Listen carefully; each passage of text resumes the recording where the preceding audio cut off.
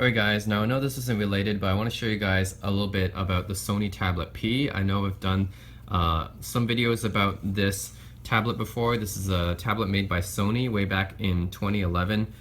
They released it, and it's the tablet that basically folds up in half so you can carry it easier. It's more portable, and there's actually a few uses that you can still use for it. Like for example, right now it's in this kind of clock setting slash alarm setting right here, and you can just put it by your bedside as kind of an alarm clock, and that kind of works out like this. And the fact that you can set this tablet down and make it basically stand by itself, you know, other tablets, they really cannot stand by itself, and this one comes in with a built-in stand due to its ability to fold up.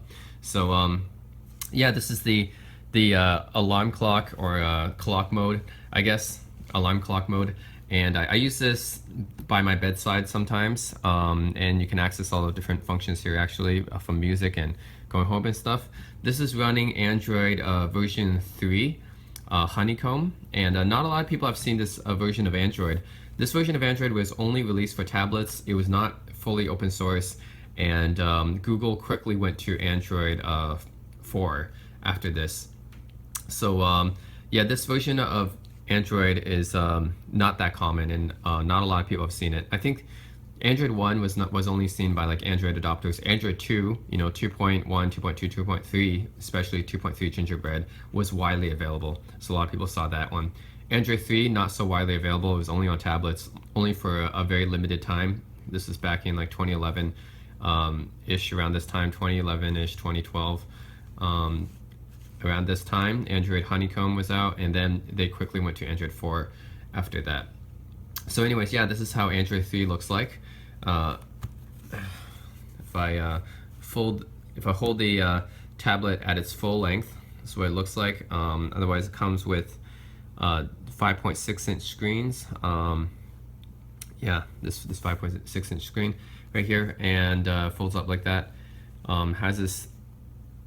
Yeah, so basically it is very similar to the Android interface you see today with Android 5, 6, and 7. It looks slightly different though. Of course it is slower because this is an old device. But yeah, if I go to the apps right here, for example, yeah, you can see how a little bit slow it lags a little bit, but yeah, you can see the apps are all available here. There's not as many apps available for Android Honeycomb just because it wasn't that popular and wasn't really fully open source. You can play music on this widget here. Sony comes with a bunch of stuff.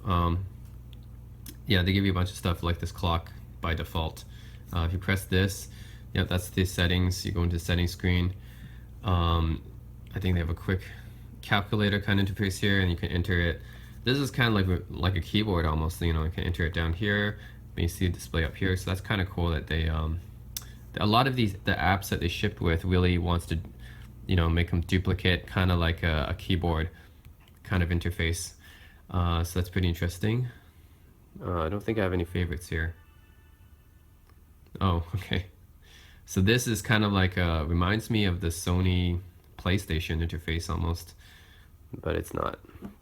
Yeah, and yeah, we don't have that many apps for Honeycomb, but we do have a few. And very, very few that actually takes advantage of this dual screen kind of capability. I think only Sony and a few other companies made really apps for just this device in general. Like the clock app is a good example of one that Sony made and it ships with, and it's very, very effective at, you know, just being this alarm clock kind of device. So if you want to use it just as an alarm clock, it's very useful. And see the camera, they do have a camera here. I believe it's not that, yeah, so you see here, like your gallery would show up here. The pictures you would take would show up here, but your camera interface is actually down here. To take a picture, oh, I have to insert an SD card, so okay, I can't take a picture. But usually what will happen is this is designed for this tablet, so you would have the camera. You have the camera viewfinder down here, and then you have a gallery up here. And we have as video mode. Yep, you can even take video as well. I think this camera is only like 3 megapixels or 2 or 3 megapixels, not that powerful, but it has it. Oh, I have nothing in my gallery. And I can't connect to my internet right now for some weird reason. So anyways, guys, I just want to show you the interface of this device because it is a very unique Android tablet. It's running, Android Honeycomb, and it runs some special apps that take advantage of the dual screen layout here, which is very interesting. So yeah, I guess that's it. Let's see, can we do Google Maps navigation? Do we have GPS available? Maybe not.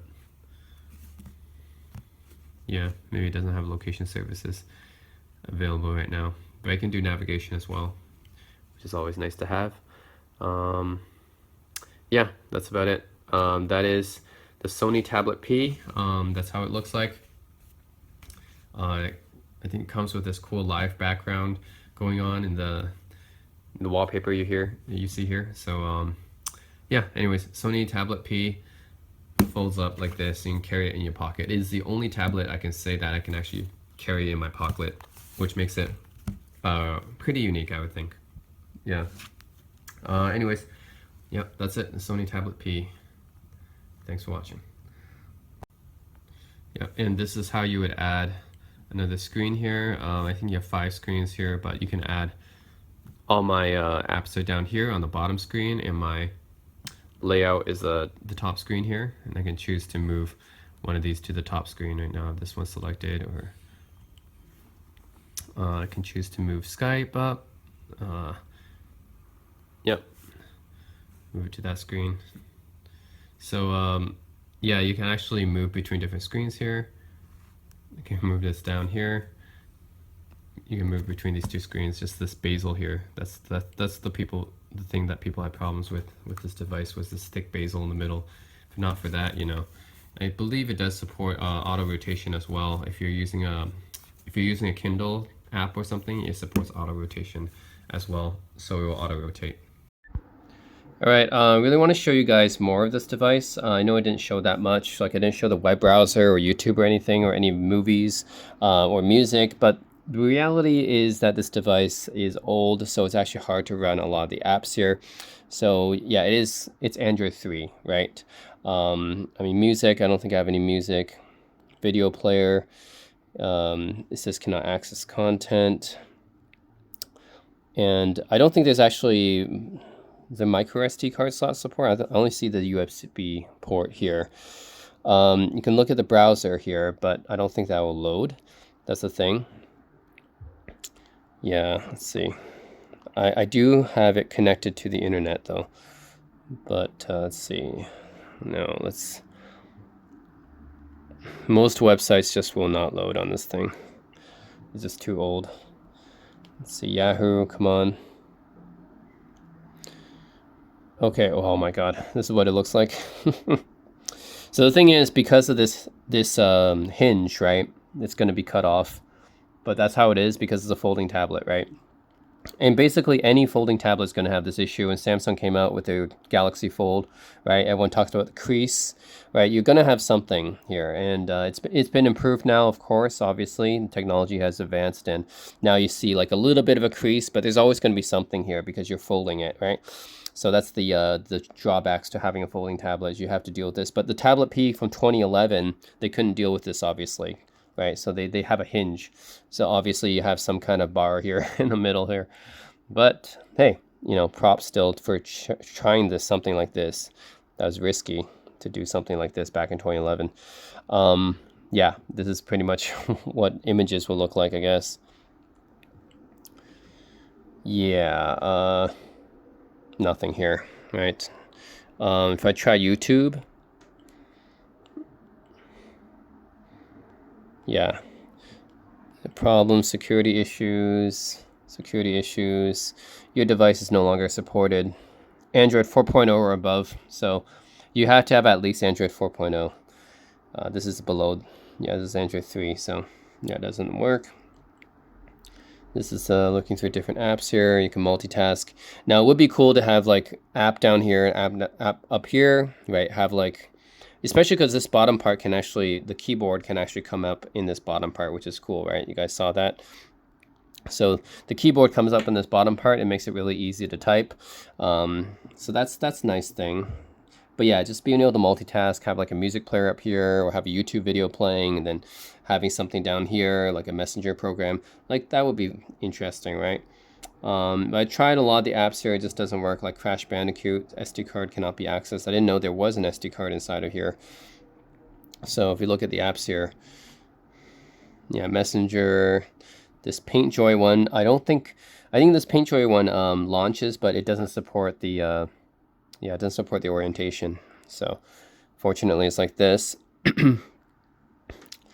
And oh man, to go back.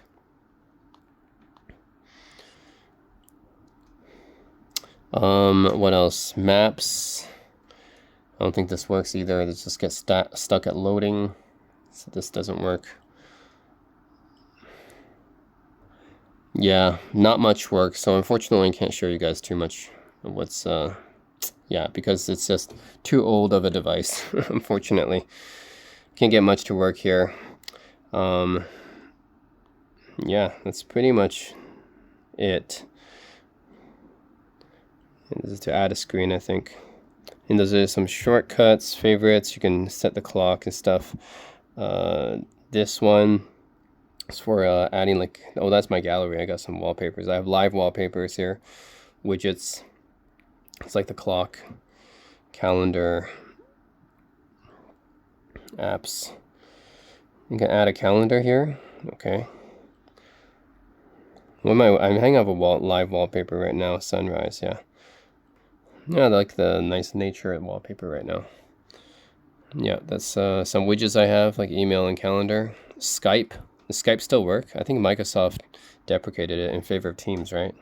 I think Microsoft shut down Skype, but I guess the app is still working. I just don't think you can log in anymore. You got calendar there now as well. You can remove that. Oh.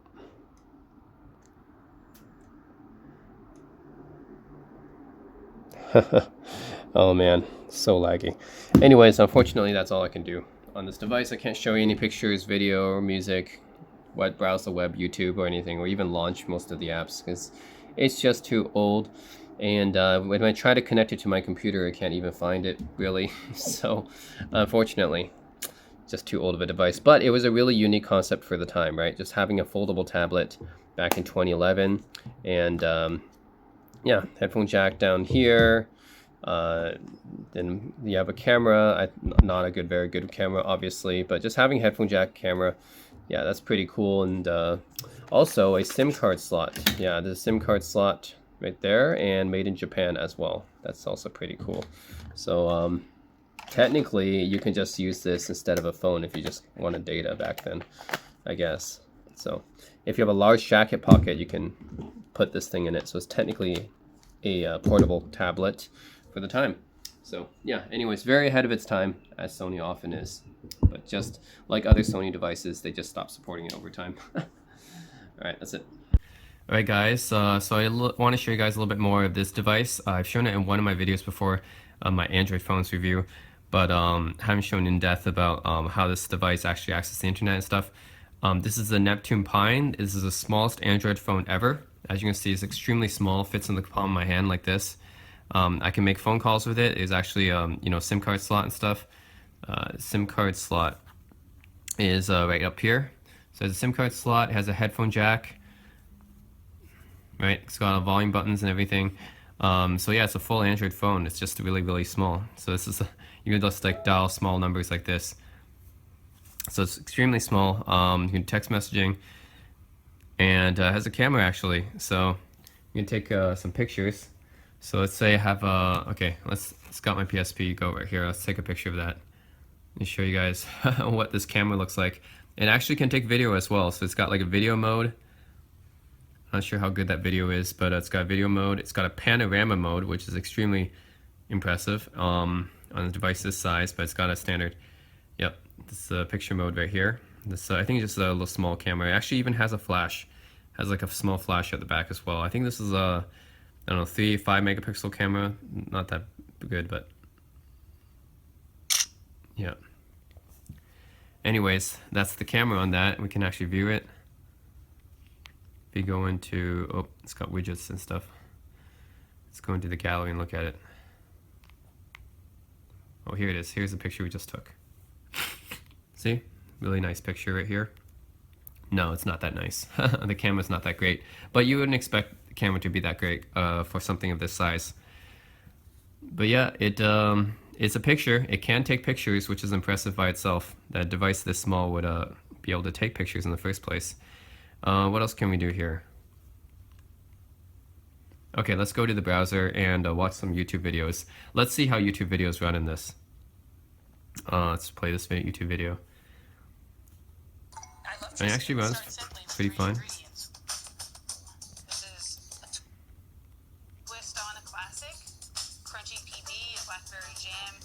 Get out of this advertisement first. I'm Megan Gibson, owner of PB and Jams. Oh, I should run full screen. I love your stuff. I see your shows and stuff like that, and I loved your dad so much. Steve Irwin. So it actually runs better than it ran on my Sony Tablet P, which is really impressive. Yeah, there's no lag on the video or anything. So the YouTube videos run very smoothly. Yeah, there's no lag in the audio or the video or anything, so that's pretty impressive. This runs Android 4.2, I think. Well, my dad was actually on the Tonight Show quite a while ago, and so it's really nice to be able to follow in his footsteps. It's really great. Yeah, so YouTube videos actually run with no lag whatsoever, which is really good. Runs better than it did on my netbooks, so which is really impressive for a device like this. Let's go to, and this keyboard is actually quite impressive for how small it is. Let's go to NBC News. Let's see. There we go. Oh, there is some haptic feedback here. You can feel it, but yeah, it is actually quite impressive for how small it is. It's not the most accurate keyboard, but it's not the most inaccurate either. And this is the news. Let's see. It's gonna click on this article. All right. Oh. Okay, so I'm on the news page. Let's see. Let's click on this article right here. All right. So in this article, you can read it. I mean, it's not the best formatted. You can read it though.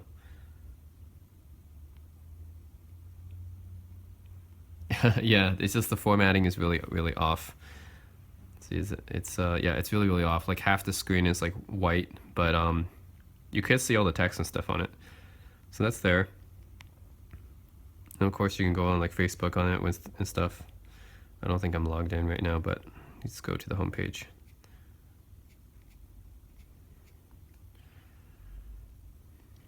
This is a mobile version. Oh, here's Facebook. Yep. So I think everything does work on this device. It's just extremely small sense, but it does work.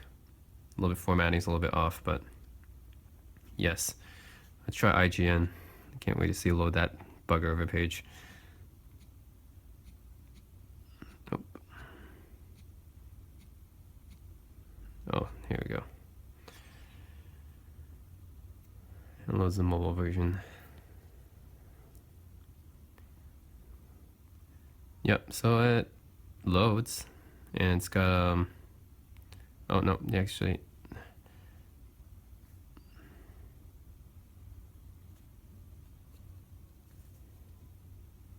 okay, it's loading an article now. Yay. Okay, anyways, yeah, you can watch YouTube videos on it. You can load all your favorite websites on it. It works better than this came out what 3 years ago, 4 years ago. Not very powerful, runs Android 4.2, so it's pretty old, but I mean the fact that it can load these websites at all is pretty impressive, and it loads them better than it does on a netbook. So I can say that on this small device it actually loads them faster than on a netbook, so that's something to be said. And the YouTube videos play without any lag or anything. I can read the articles, not that well. I mean, it's formatted badly, but at least I can still read them. It's still the websites are still able to be loaded, unlike what you would unlike I can't say that of my Arcos 7 or my Nokia N810 or anything. Those tablets can't even load any modern websites anymore. They just completely crash. But this one loads all the modern websites just fine, I think. So that's pretty impressive as well. So yeah, that's it. And I think I can play this video, right? Oh, it's loading. Maybe it's a flash. Does it support flash? I don't think it supports flash. Anyways, that's it. That's the Neptune Pine. A little bit more features of the Neptune Pine. If anything, you can just, if you guys just want like a really small phone, or really small web browser or YouTube player, then you can use this little guy. That's it. Little Neptune Pine right there. You can see that's for comparison. You just think the PSP Go is small, right? It's the PSP Go. That's the Neptune Pine in comparison to the PSP Go. I mean, that's how small it is. And that's it.